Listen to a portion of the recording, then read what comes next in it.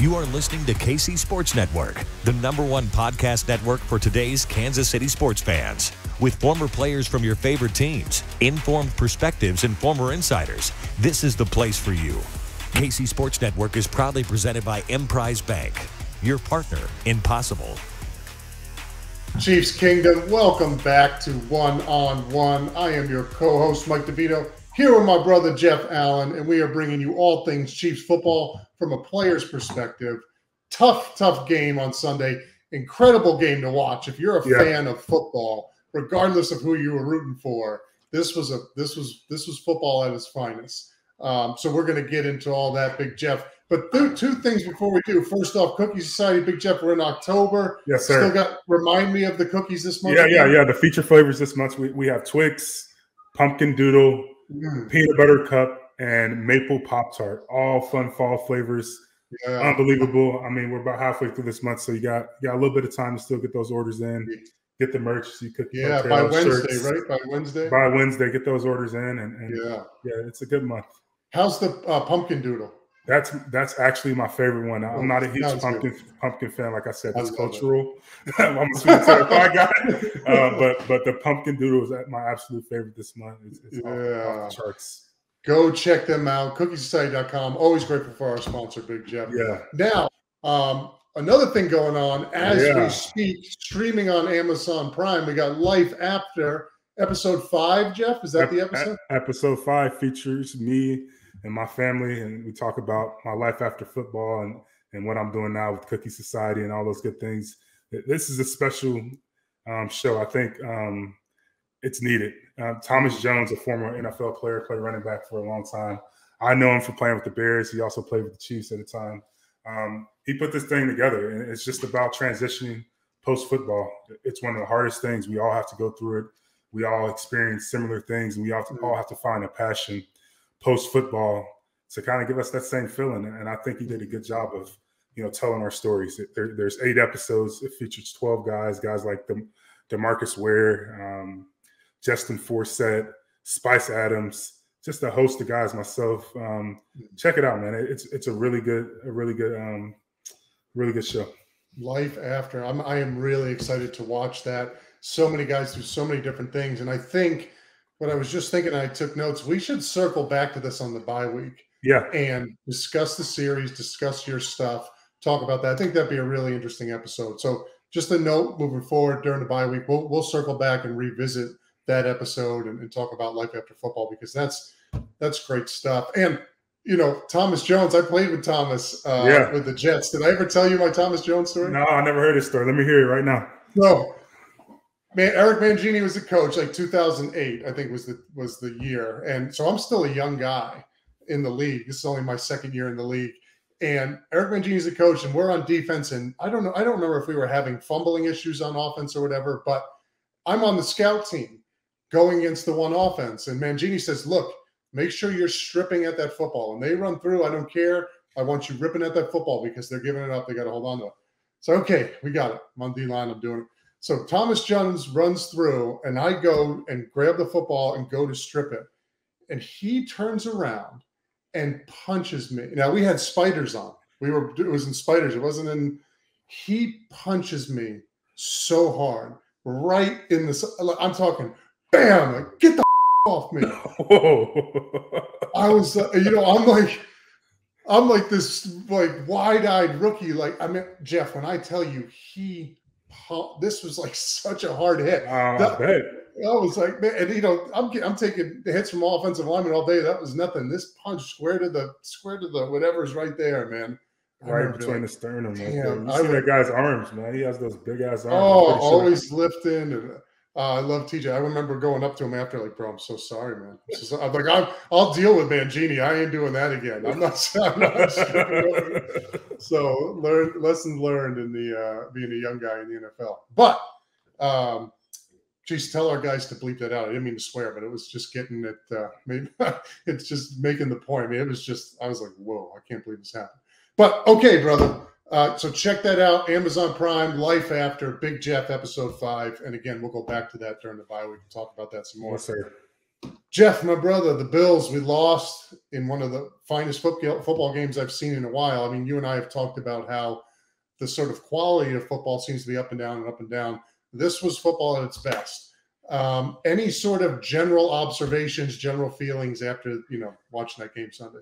Well, the game went the way I thought it would go. It was going to be, I thought it would be a little bit lower scoring just because, I mean, that's just the way these things go. We always predict a high score, but, we were predicting maybe an AFC divisional game like we saw last year, but that wasn't going to happen in my opinion. Yeah. But we got to see two really good football teams face one another, two good offenses, two good defenses. And we saw a battle. This isn't going to be the last time we play Buffalo. I said it last week that this would be one of those games that have consequences down the road. I think now we're 2 games back with that number 1 seed, and Buffalo looks like they're probably going to get that. And they do look like the best team in football. I think we're highly competitive. I think we did a really good job in certain areas, but there's some things that we can clean up, and we're only going to get better from it. Right. Talk about the young rookies playing defensive back. I mean, they were tested. They were tested, and they only gave up 24 points. I do want to get to that, but I want to stay big picture for a second, Jeff, because I remember all the times that we played. So when I was in New York, the coaches had this sort of breakdown. I think I've talked about it before, this formula of different statistics that go into a win. If you win these certain stats, you're going to win the game. And there were a few that were incredibly important when you were playing teams that had Tom Brady in his prime, Peyton Manning in his prime, teams that were so good that you couldn't make a mistake, right? If you had to play even to have a chance, you couldn't give them anything. And this was one of those games. Now, Kansas City is one of those teams too, so obviously you have 2 Titans, but I want to lay out, and I know our guys have done it, but let me tell you these stats, Jeff. So look at how even this game was played. So obviously 24-20 Buffalo. Buffalo 443 total yards to Kansas City's 387, basically even. Passing yards, Buffalo 318, Kansas City 319. Rushing yards 125, Buffalo 68, Kansas City, a little bit better there, but still 30 or 40 of those were Allen. Yeah. So it's a little bit more even. 6.2 yards per play for Buffalo, 6.3 for Kansas City. Third down efficiency, 4 and 11 for both teams. First downs, 26-23 Buffalo. I mean, this was right down the middle. So I go back to that sort of report that we used to get in New York all the time when playing these teams. And we harped on it all last week. I mean, KCSN did. You heard everybody talking about the turnover battle. If Buffalo was 1+1, they're winning, right? That's just the step. They're winning. They were +1. Obviously, that's a major tell. But one thing that's even more, this is just across the board, not specific to Buffalo, but just any good teams. I remember Rex Ryan saying if we win these 2 things, we will win the game. The percentages are super high 90s. One of them was the turnover battle, and again, it only needed to be +1, and rushing attempts and completions. If you won the sum total of those 2 things, so if you had more rushing attempts and completions than the other team, you were going to win. So we look at that stat bar, we just said down the line, +1 with the turnovers, and Buffalo was 58 to Kansas City's 43 rushing attempts to completions. That's how minuscule the difference is, right? I mean, that's one of those stats that if you want to go sort of mining into, okay, where are the little things that, played into this, Buffalo won that. So when you take the +1 and the rushing attempts and completions on Buffalo's side, that's going to play out. That plays out high win percentage in their favor just from statistics from previous games. 2 other things that I thought were really important to take care of. The touchdown before the half. I know we answer back with the quick field goal. Yeah. You can't let the 2-minute drive go down and score before that. Yeah. Whatever it is before the half, you do not want to give up a touchdown going into halftime. So even with the quick turnaround field goal, that 2-minute drive that Buffalo had at the end, I thought that was killer. Obviously the interceptions, that's obvious. The missed field goal, that's another thing. You have to, 2-minute drills and making the kicks. You have to make the kicks.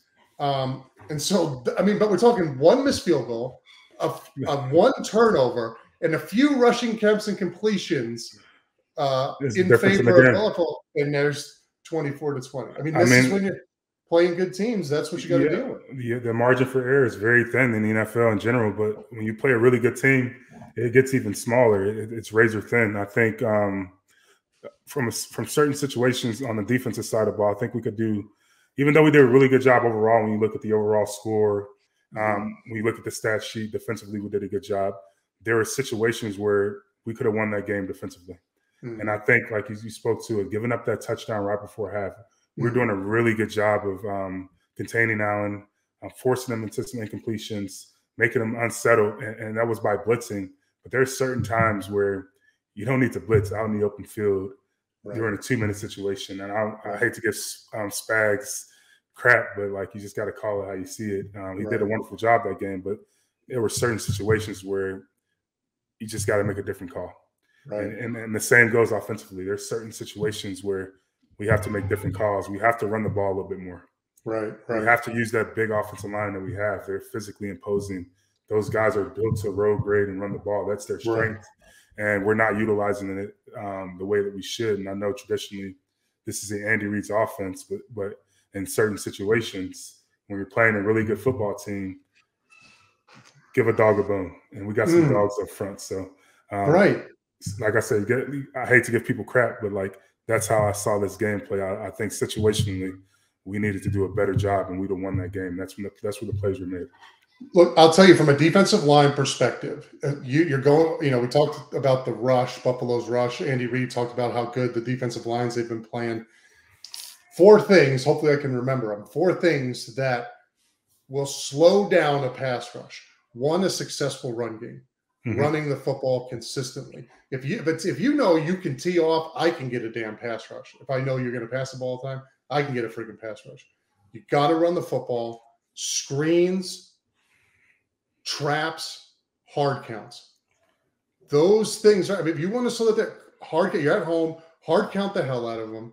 Screens, trap plays, and running the football. You do those 4 things, even not, there doesn't have to be a ton, but enough that you have those 4 things going.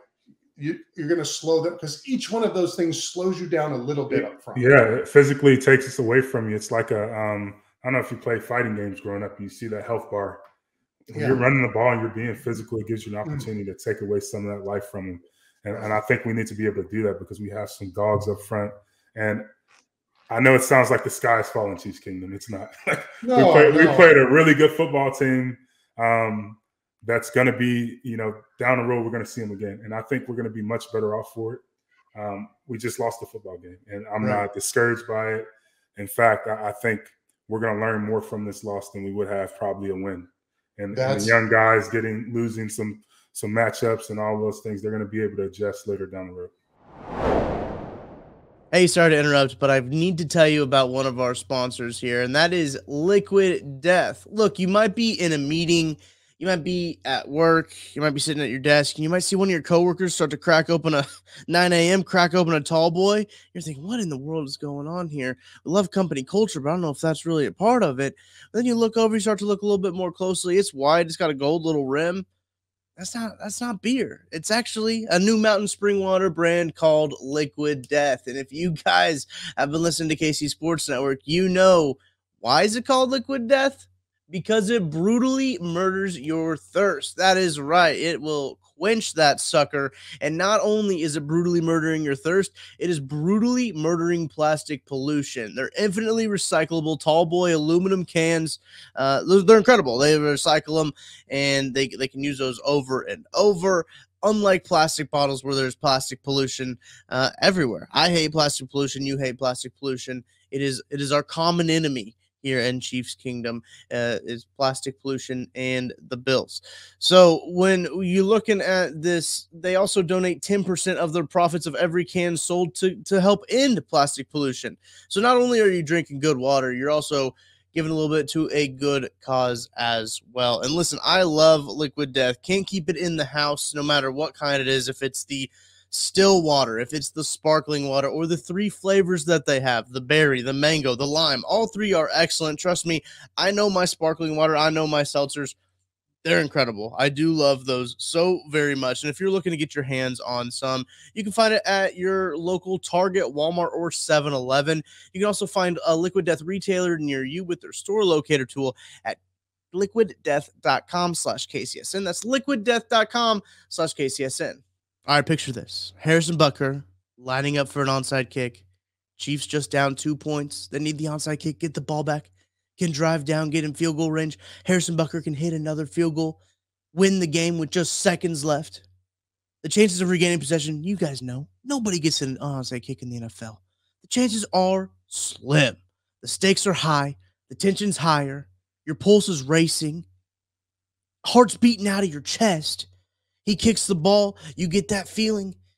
You get that nervous feeling, and you get to watch the ball land.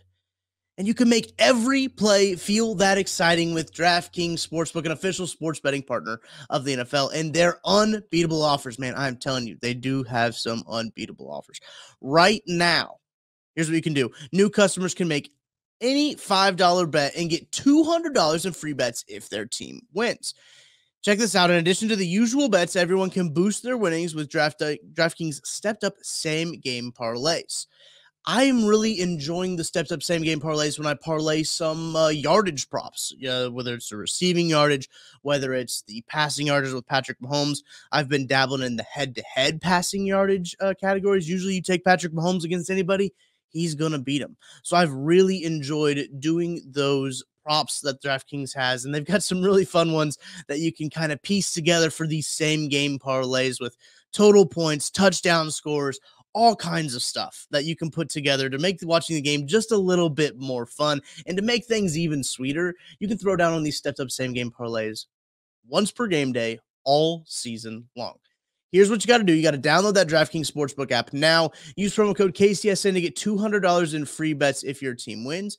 All you got to do is place a $5 bet on any football game. Only at DraftKings Sportsbook using code KCSN. Remember that code, KCSN. Minimum age and eligibility restrictions apply. See the show notes for details. Now let's get back to today's show. That's exactly right. Again, the silver lining, we talked about it with the Indy game. It's going to talk about it now here. Losing forces you to focus, right? The little things no longer get swept under the rug. So when you have these losses, you're going to start, everything gets evaluated a little bit tighter, right? Things are done more precisely. I mean, there's just more fine tunings involved. The eyes that are paying attention to the things that are important are really paying attention when you lose, right? You don't just say, when you won, for everybody, it's easy to say, okay, we'll move on. I mean, I've talked about the 2013 year. I think this was one of the things that hurt us was we went 9 in a row, and then we had trouble finishing the season. I think one of them was we just sort of you get used to winning, and we haven't seen. I know early in the year we had some adversity, but the back half of it, we were winning some games, and there wasn't much adversity. We just were playing really good football. Right. And sometimes when you don't face adversity for a while, you can get caught off guard. Right. No, that's exactly right. So again, silver lining. When I get done with this game, as much as I want to win, I'm looking at it as a former player. You do think about, even though we're still 10 weeks away, 11 weeks away from any sort of playoff. So a lot of stuff can happen before then. But I will say what we need to see though, which is kind of worrying me as an offensive lineman, is we need to protect Pat a little bit better, particularly on the edge. The last few matchups against, and there have been some big-time edge rushers, don't get me wrong, but we've had some trouble. When a guy has a premier pass rusher, we've had some trouble on both sides. And I think game plan-wise, maybe, and I've seen some chips here and there, but maybe we focus a little bit more on helping those tackles. What, from your perspective, so you're playing left guard. When I was there, you're at left guard. Yeah. So you got left out. So you got Orlando Brown outside of you. We've heard some of the criticism. You know better than I do. I don't think he's bad by any means. But say he's struggling a little bit. What are you thinking at that guard position when you know you have a guy on your edge that is having a tough time? Yeah, does it factor into your definitely. If I got a guy next to me who's in a slump or something like that, I'm definitely there with some inside presence. Orlando Brown's situation isn't necessarily struggling with inside counter moves. It's been all speed, all speed, get up the field, bend the corner type of pass rushers that have been giving him trouble. And honestly, I think he's hurt. I don't know. He doesn't look like he's moving as well. But yeah, he's just been dealing with some speed stuff on the outside and it's all about getting out your stance and getting to your spot and playing with good technique. No one's going to run that guy over. He's a huge human being. He doesn't have to worry about the bull rush. So the plan of attack with him is going to be the rest of the year, and always has been, is try to beat him off the ball, beat him with speed, get around that corner. And on the opposite side, while he's hadn't been he's been getting beat inside. It hadn't been the issue with getting beat outside, up the field. It's been counter up the field, tricky with speed and go underneath. And he has to understand that he's been getting a lot more chips than Orlando's been getting. They've been getting a lot more help. And when you get a lot of chips, you're going to get a lot of inside moves. So he has to be more aware that you got the back to your side. The defensive end can see that. Set up with a little bit more patience. Don't jump out there because they're going to end up going inside to avoid that chip. You mentioned the chip. Is there anything schematically protection-wise outside of the chip that you do to help the guys on the edges? So definitely. You leave a tight end in line. Make that guy go to a wide 9 or something. The tight end gives a little bit of presence. Slide protection. I mean, completely without any abandon. Tell the tackle to go get him because you got the inside guards help, and kind of bait that guy inside, knowing you're going to create a double team and that sort. There's so many different things that you can do. I'm not going to press the panic button too much, but that's something I've seen with some really good rushers we faced. We've had some troubles with them, and I don't think it's going to stop. We got another one coming up here in San Francisco. I don't know, is Bosa healthy? I saw a thing that said he might be back. Yeah, I think he might be back. So he's one of the best, and that's a tough matchup. Yeah, he's going to be all piss and vinegar too. No. So before we move on, though, you did talk about the young guys in the secondary. This is something everybody's brought up all week, and there are a number of silver linings here. First off, there's a ton of confidence when you can go up against Allen and that crew and do what they did. Obviously things to clean up, but you can both confidence for those players and the coaches to say, hey, we can roll if guys get hurt. These guys showed up on the biggest stage against the biggest team, and they handled themselves fine. And so now you have this sort of influx of guys coming back, at least Willie Gay, and then Thornhill. I'm trying to remember. Thornhill's back here. McDuffie, the rookie. McDuffie, sorry, I get that. He might be back. I know Fenton. I don't know how long he's out. That's right. But maybe he's back. That's tough when you have those. Those are, skill positions. At a defensive line, we could have our all-pro guy go down, and I can fill in. Yeah. And while I can't do what he can do, I can still, be a stopgap. You don't have this major. There's not as big of a gap. Right back there. That's hard. That's hard. And so there's a few positions that you can't hide a quarterback. Obviously, you're manning the ship. You can't hide it at either tackle spot. There's no hiding there. That's a tough position. And you can't hide in the defensive backfield. Right. especially corner. Those positions are positions where that's why they invest so much money in them, because they're really hard jobs. There's not many people that can do it at a high level. And when you're getting backups in there and guys who don't have much experience, they're going to get exposed. The second a quarterback knows he's going against a backup, he's going to target him. He's going to go after him. That's why the rookie got so many targets toward him. And he's going to continue to see him while he's in there, because so far he's shown that he can give up some big plays. So he's going to be that. Don't be the guy. That's all you hear in the meeting room. Don't be the guy, because everybody's watching that film. And when you're the guy, they're going to try to pick on you. Right. No, that's good. But I thought those guys did a great job, and obviously holding that team to 24 points. A lot of confidence for everybody moving forward. I saw some criticism about the pass rush a little bit. Yeah. I think, I have to go back and fine-tooth comb it and look at the film. What I do remember from a defensive line, from the point of view of a defensive lineman, especially in a blitz-happy defense, and I don't know what the percentages were for blitzes for this game, but we know Spags likes to blitz. Yeah. When you're blitzing, especially if wherever the blitzes are coming from, those guys now who normally on a regular 4-man rush have two-way goes and a lot more room to work. When you have a called blitz, now things are much more structured. there's not as much freedom in what you can do, right? So if we run the sort of I remember Rex Ryan used to love running simulated blitzes, right? So he would only bring 4, but make it look like a blitz. But what it did was you had to move everybody up front, right? So you'd move away from where the blitz is coming. So 3 tech would jam, end would jam, backside 3 tech would pop out, and the end would drop. Now, you know, there's only so much you can do jamming inside. I mean, it's not like you have this 2-way go where you can work it where it's just a straight forehand. And we call that fire. We call that fire zone. When you're running that fire zone, usually the offensive tackle, they know that defensive end's dropping, and they're coming back to help inside. So there's not much room to get there. And they did a decent job on blitzes getting home. And defensively, we can sometimes forget, you know, personnel, not the defensive side of the ball, but who we're facing. Josh Allen's a hell of a dual threat. And I know going into that week, they're like, hey, Karlaftis, Clark, rush lanes. Make sure you're containing this guy. I know you want to get to him, but what's most important is not, you know, getting caught inside and letting him flush out. Because that's when he does his best work. It's just like when you play Pat. Teams aren't going to give you an all-out, just reckless abandon game plan of like doing whatever you want to do, freestyle as defensive end. These guys are going to contain. And when they can get to him, they'll get there.